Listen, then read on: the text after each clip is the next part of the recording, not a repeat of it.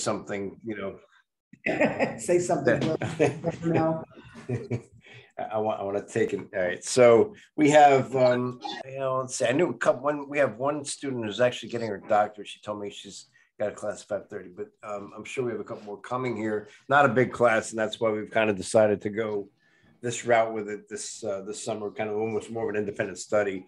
But they're learning, obviously, about fundraising and nonprofits. And class, this is Linda Bruno, whom I've sent you information about. And Linda is a true pioneer for women in the college athletics industry.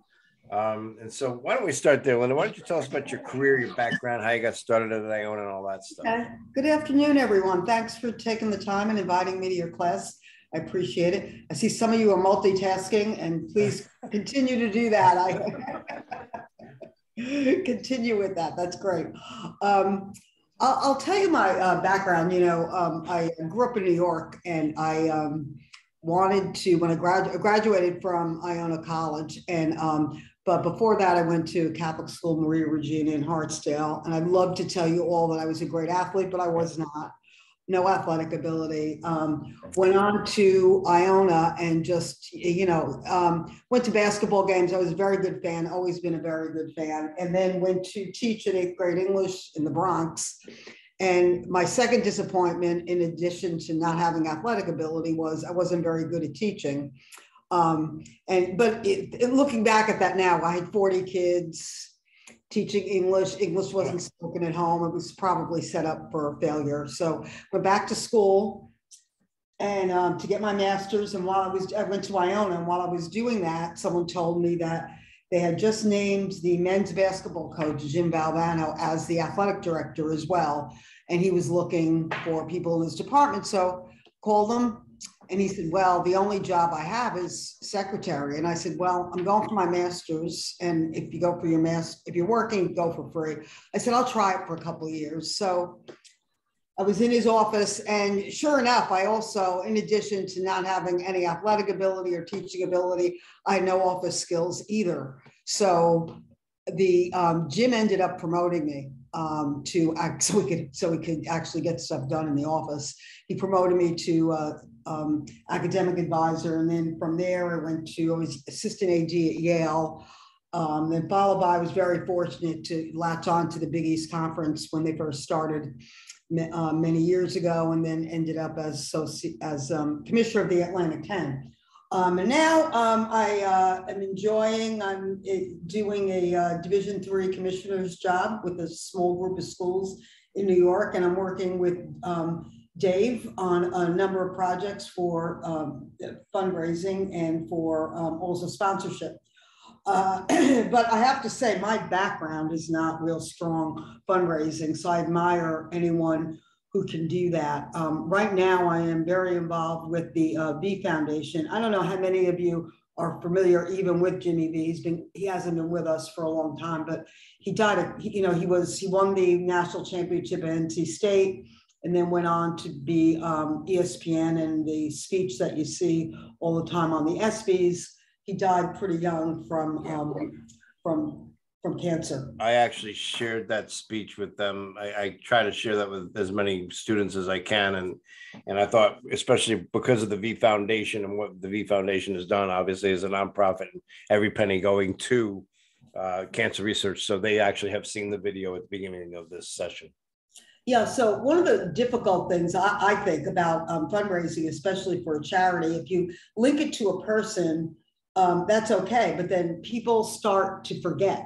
Not that they're being rude or forgetting the person who passed, but it's gotten the V Foundation has made millions and millions of dollars, but I would guess to say that maybe the last 10 years or so, they've actually had Stuart Scott, and they've had other people kind of take up the cause because people forget. So what I've done with the V Foundation, I have once a year I do a golf outing, and we call it a golf party, and I try to invite almost anyone that was at Iona when Jim was there.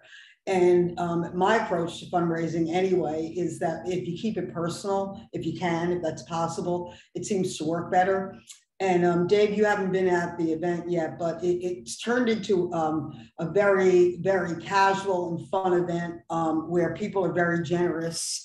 And they also remember Jim from a very specific time in his life. So I've been able to kind of cash in, if you would, on that very narrow piece of his life. So that's been a lot of fun.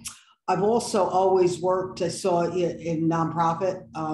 The thing that we could talk about this a little bit, the thing that's interesting about conference office work and working on a campus is that we're all nonprofit. And I know, particularly now with the millions and millions you see getting thrown around with TV and with conferences like the Southeast Conference coming up with their own television network, it's kind of hard to believe that we're all nonprofit, but we are. And the reason is because conference offices really have zero-based budgeting. So they take all this money in and then they return it to the schools and hold on enough to operate to operate their own conferences. So, when you say nonprofit, I think it's a very, nonprofit, you can think of a hospital, you can think of, different foundations. But when it comes to educational opportunities, all of us are nonprofit. Okay, so let's pause there for a second. You guys, sure. Please raise your hand if you have questions or ask a question, because I know Linda would want you to. But I have a question. So, and we know the conferences and obviously colleges are nonprofit, and obviously when you get to a bigger, now you were the commissioner of the Atlantic 10 Conference, you worked at the Big East. I mean, when the Big East was a behemoth, and you're talking about, big time bucks, TV money and NCAA tournament money, and then obviously when the Big East got football. So obviously there's you say, zero-based budget. So, but those conferences, some of those commissioners and some of those people, working at those conferences are making, really good money because XYZ, right? Right. Yeah. I think though that I think that's true with a lot of nonprofits where March of Dimes and those. I think the directors get paid pretty well there for bringing their skills. On the conference office side, with the zero-based budgeting, that's basically the place where they're getting their money from is the NCAA and that television contract.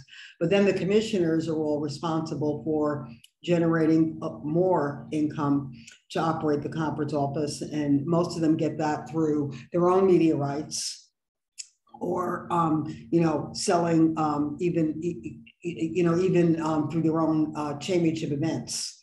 So there is all of that that's generated directly from the conference office that, you sit down and everyone has a revenue sharing plan. So you sit down at the end of the year and say, here's this pot of money and this goes here and this goes there. And, you basically then hold on to what you need to run the conference office and the schools will get their money.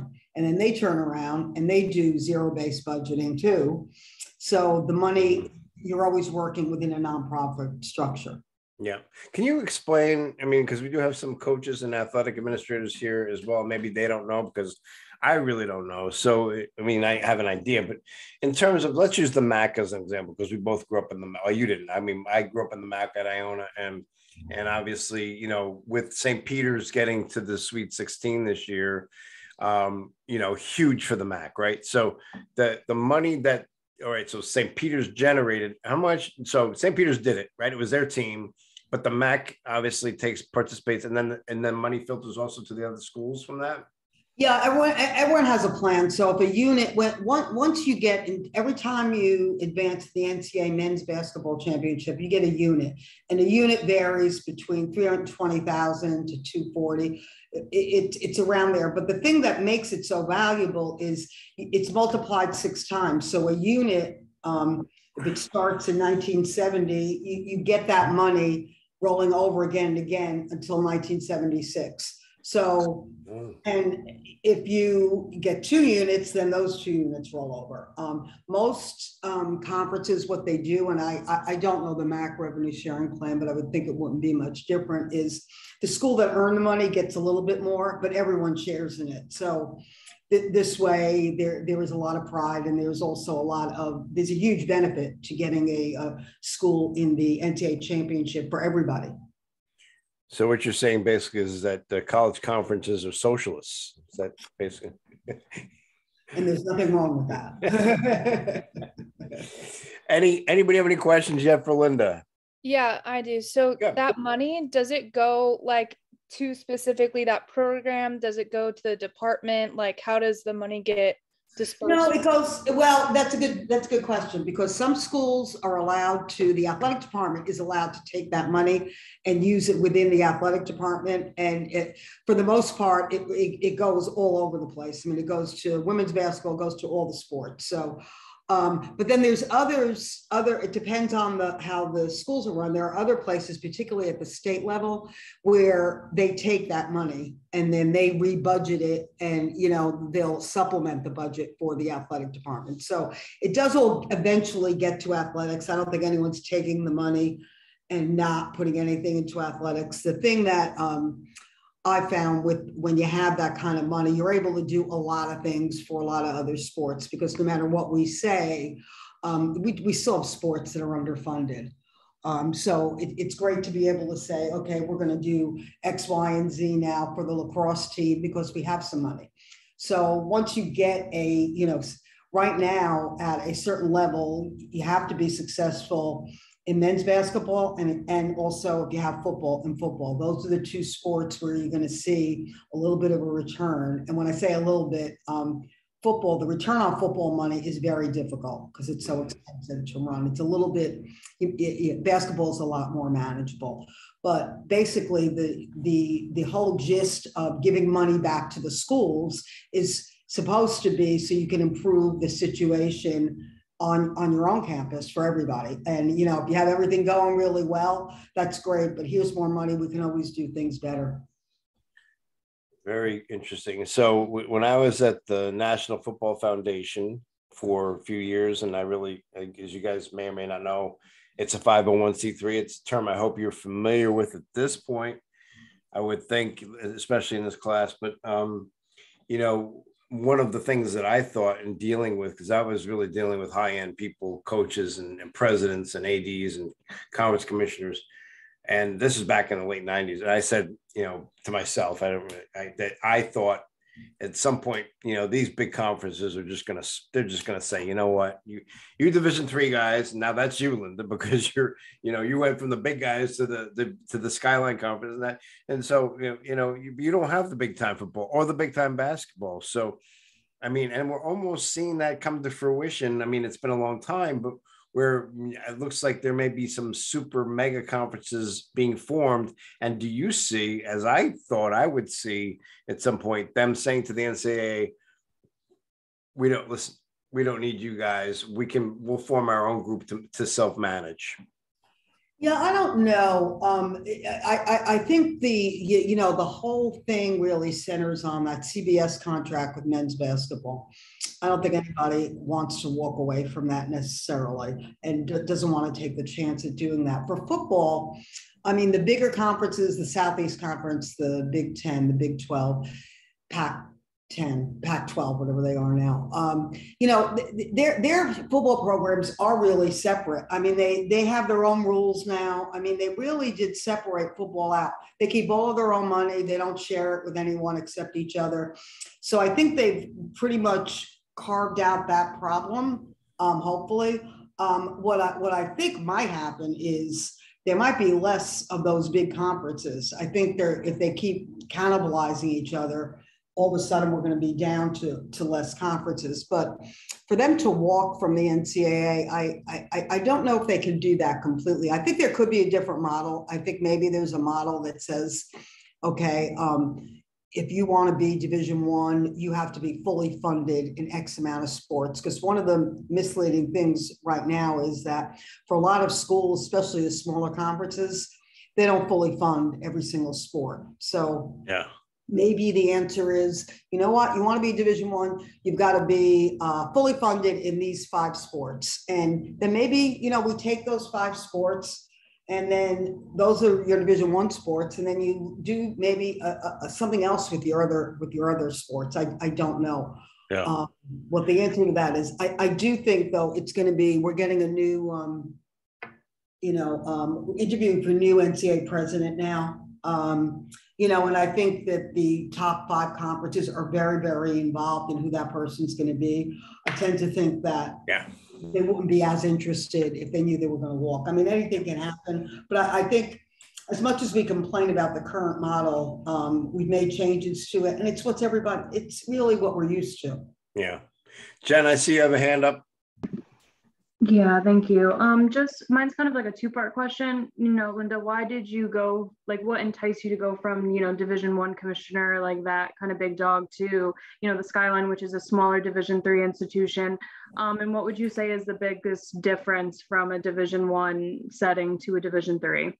Yeah, I would say that, well, the reason I did it, quite honestly, was I wanted to be able to do more consulting. And I was kind of at the point in my career where I was able to do that. And it's very hard to combine that with Division I.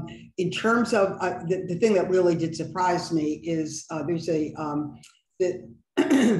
the athletes are all the same. They all want to win. Doesn't make any difference. You know, doesn't make any. They don't care if you're playing for Division I. National championship or Division III. So you have that. Division III, I think what I have found anyway is that it's more it's a lot more student centered than Division I for some reason. And I think part of that is that the kids are, you know, there's no scholarships involved. You know, we can't practice 40 hours a week because kids work.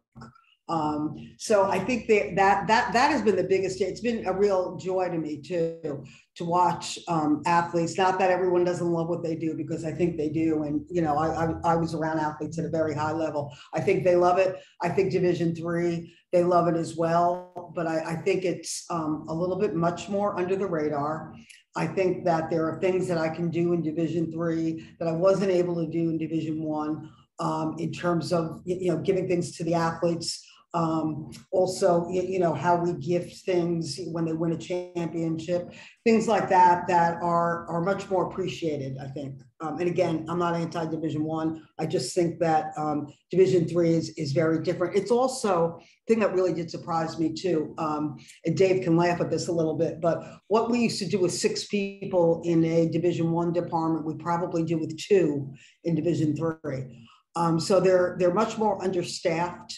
But they make it work. You know, they're all very good schools. I mean, I'm very lucky that you know, I've been able to do this, and also, you know, to restructure a little bit the Skyline Conference. So that's been a lot of fun. Any other questions for Linda? You also, Jennifer, you sleep better at night too. Truth be told, your problems aren't as public as they are every time there's something that goes wrong with a team in Division I. Yeah, good point. I do have a question. Why are the kids not receiving any scholarship in D3? D3 is not a scholarship division. Yeah, there's why is that? No athletic scholarships. They could get. Why? He international student here, Linda. So maybe he. Oh, okay, yeah. okay. Yeah. Well, international students have a tough time with scholarships anyway. Division III, you know, every division is allowed to set their own. Division I has scholarships. Division II has some scholarships, and then Division III, it's no athletic scholarships, and you know, kids can get them, you know, for need-based aid, or they can get them for, you know, academics, but we don't give athletic scholarships. But as a result, too, we're more about participation. You know, we will give that young man or young woman a chance to, if they want to, travel with the team, sit on the bench, go to practice, and you know, and carry them. You know, that's why you see very big teams in Division III too. It's much more about participation as part of college life. Where are you from? Where are you from? I'm from France. Oh, okay, okay. Yeah, I played Division II tennis. Oh, you did? Where? Valdosta State University. Oh yeah, okay, yeah. You liked it? Did you like it? Yeah, I did. It was fun. It was nice. Good for you. It's nice to play, you know. Yeah. We have a lot of yeshiva universities in our conference, so we get a lot of foreign students from their Jewish faith-based school. We get a lot of Israeli students coming over, and I always enjoy talking to them about their challenges and trying to fit in and everything. And it's been a great experience. That's awesome. Yeah, it is. It is. Do you get to go home? I got to go home after 2.5 years in May. Oh, okay. It was good. Yeah, I got lucky. Anybody else questions for Linda? She does have a hard stop here, but we do have some more time with her. So if you have some questions, let's jump in. So what is kind of like your day-to-day as the commissioner? Like, what do you do like on a day-to-day basis? It really varies, which is the reason I like conference work. Like today, I started out with a call with our presidents doing planning for our fall meeting and going through our constitution and bylaws. So there's a lot of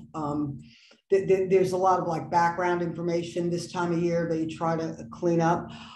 The other thing that I did this morning is we're going to start scheduling for 23-24 in all of our sports. So I oversee the scheduling and officiating, which in any division is a pain in the neck.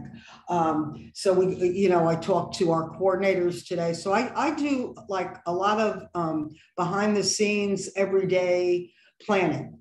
And then once the seasons all start, I try to get out and see as many coaches and as many athletes as I can. We have a very active SAC that we, do 2 big meetings a year. We bring in a guest speaker and we do all of that thing. So I like to look at myself as kind of like I'm more of a big picture. We've got to get this stuff done behind the scenes so we could function very well as the Skyline Conference. And, I let our athletic directors go ahead and they take care of, what has to happen on their campus. I try to make their jobs a little bit easier. Our presidents are involved up to a certain point. They want to make sure they're very involved in any kind of a sportsmanship issue or any kind of a behavioral issue. We have rules to follow that. So basically, I try to make sure the wheels don't come off. But again, for those of you looking for careers, if you enjoy doing more behind the scenes and working in an office setting, conference office work is definitely the way to go. If you enjoy being out on the field and being more around athletes, then conference office work, working on a campus is the way to go there. Yeah. It's interesting. I mean, I always thought, working with some of the greats over the years, Ray Cella and Jay Williams and these guys who, I always wondered about, because I never worked in a conference office, but worked on a couple of different college campuses. And it was always like, you leaving? Yes, yeah. All right, take care. My son, my former son, he's moved out, so I get to. He's off scholarship. He's off scholarship. Yeah, right. So that was my thought. And just thinking about working in a conference, and Jay was very active. Going to he'd be up at Siena game, in Albany one day, and then down at Iona, and did a lot of traveling. So I thought, oh, that's kind of cool. But I don't know. I guess you're right if it fits your personality, but. But in terms of what you've done, obviously, and are doing, obviously, Board of Trustees, Iona College, nonprofit, you do a lot of the fundraising or the V Foundation. And you also tell some, because you're involved with the Met Writers and you're looking to get something, because sponsorship and corporation, I mean, that's all tied in as well to what we're talking about, because it's about raising money and getting money in so that people can operate, right? Right, and especially now with the way enrollment is going at schools. I mean, I think most schools have to look for, additional revenue streams, for sure. But I'm sorry, Dave, what was the? And just, in terms of, so let's just focus on the Met Riders, kind of situation. Oh, Met Riders, I'm sorry, I forgot. Okay. Well, the Met Riders is, it's the Met Basketball Writers Association. And years ago, it started as it was only for men's basketball, and it was only for the schools in New York City, or right around the New York City area. And they developed this Haggerty Award, which was named after I believe he went to NYU, or was it St. John's? I forget. But he served in the World War II and died in action. So they named the award after him, and it grew into men and women, and it's been like a really big. We get 500 people at an awards dinner at the end of the year, and it's all the New York, New Jersey schools at this point. But as we started to see, it's very expensive to run, and we try not to charge the athletes. So what we did was, we raised some money. We started to do some sponsorships for them. We actually did some, now it's a little bit outdated, but we were doing a program for the event and selling ads in that. And now we're in the process of trying to sell the title to the dinner.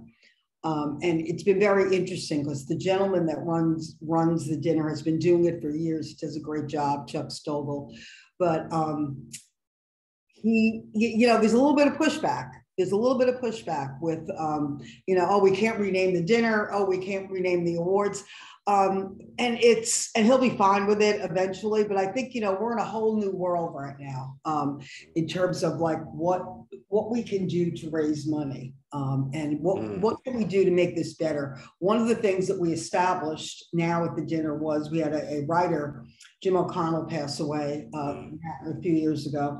And he is a St. John's grad, and he was the ultimate, he was one of the last old time reporters.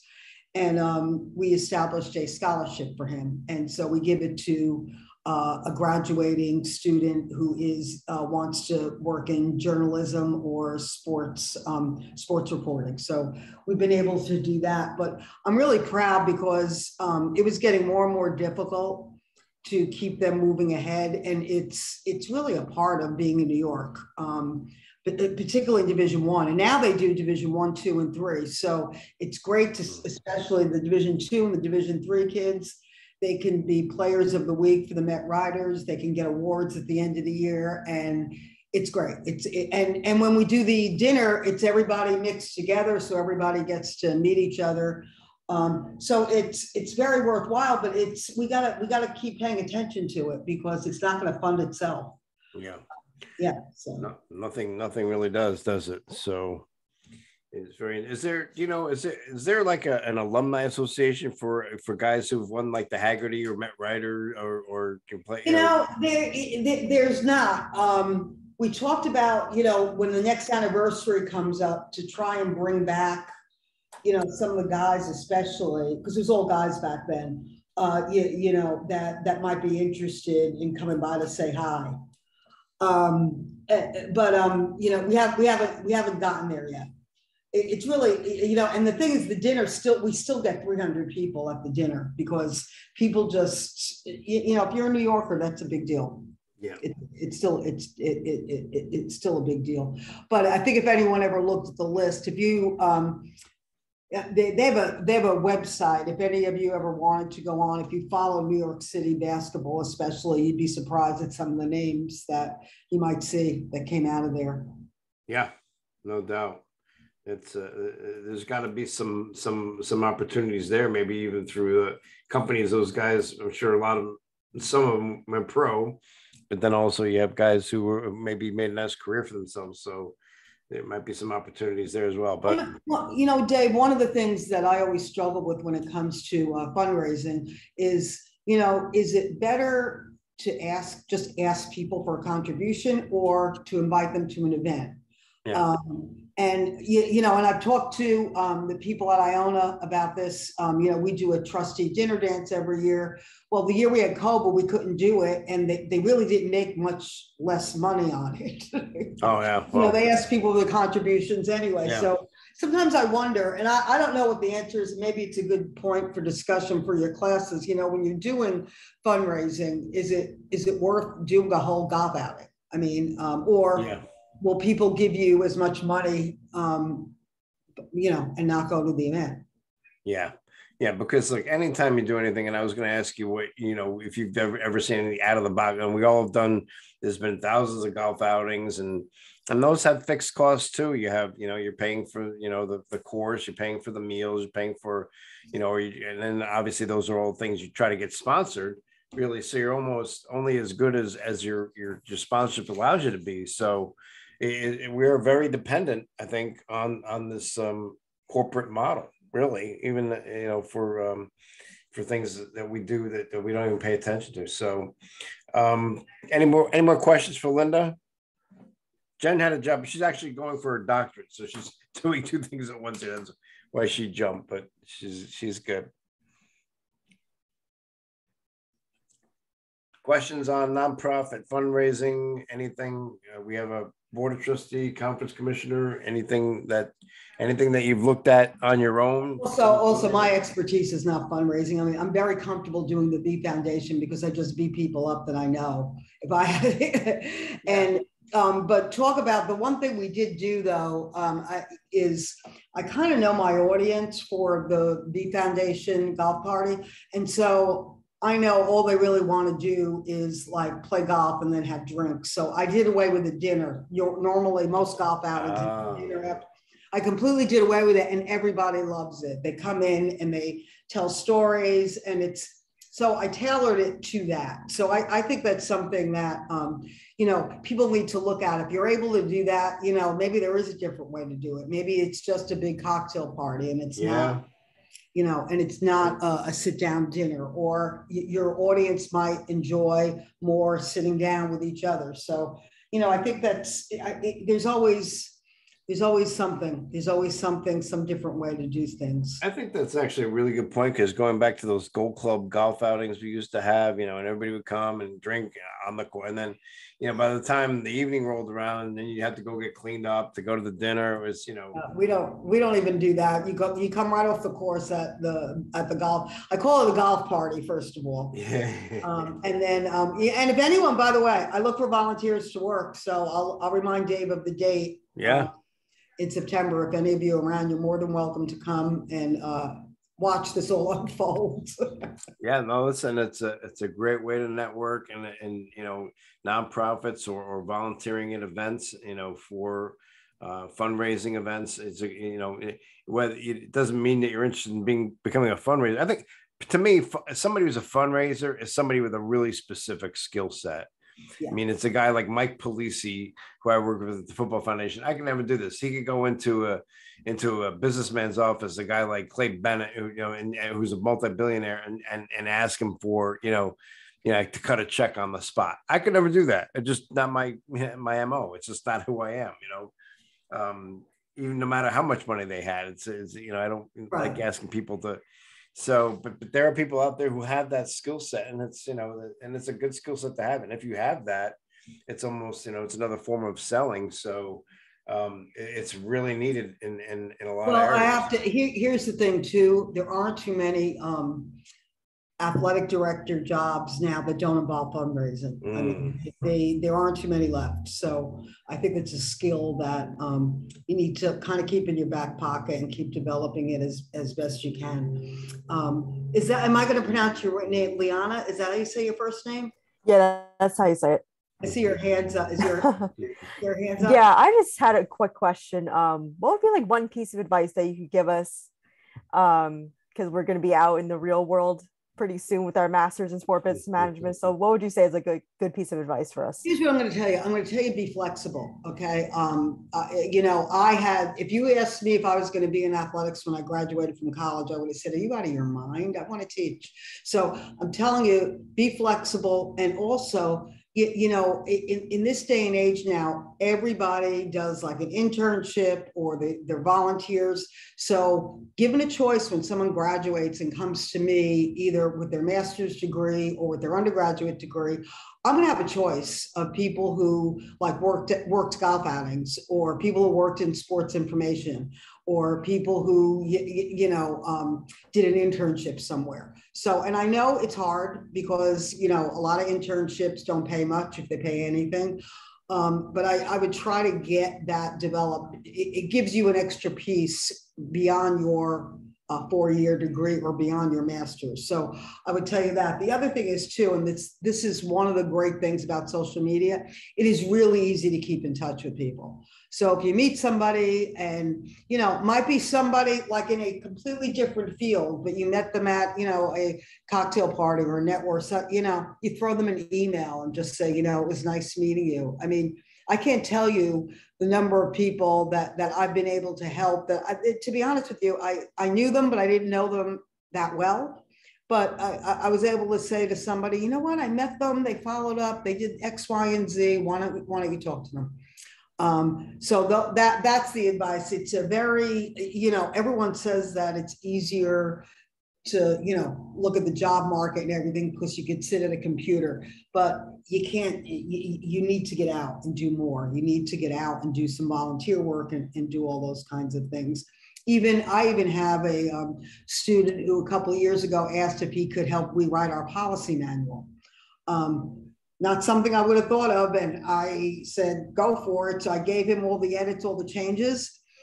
He changed it. I put his name on the book. I put his, this edited by class of where he went to school, and he got a sports info job. He used that as his calling card and he wanted to be in sports information. So, be a little bit creative. Yeah. And don't be, Dave could give you my contact stuff too. Don't be afraid, reach out. Happy to help, happy to help young people.